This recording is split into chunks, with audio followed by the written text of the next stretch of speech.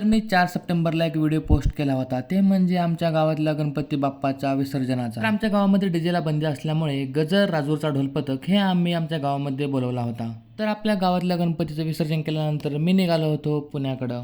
तर रात्री 10ला पोहोचल्यानंतर मला जायचं होतं पहाटे 4 वाजता आमचे परममित्र परमेश्वर यांना एअरपोर्टहून पिकअप करण्यासाठी. तर त्यांचा हा प्रवास होता बँगलोरवरनं पुण्यापर्यंत. पुण्याला जायचं मेन कारण म्हणजे आपण किती जरी मोठे मोठे गणपती, मोठे मोठे मंडळ जरी बघितले तर खरी मजा जी असते ते म्हणजे आपण आपल्या मंडळामध्ये बसवलेला गणपती. असं वाटायला याला फ्लाईटचा प्रवास हे खूपच चांगला झालाय.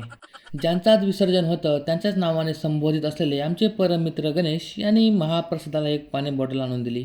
आणि हे आमचं मित्रप्रेम. एका चायमध्ये दोघं, एका पोह्यामध्ये 3 जण आणि एका गाडीवर 4 जण बसून आम्ही निघालो बाप्पाच्या विसर्जनाची तयारी करण्यासाठी.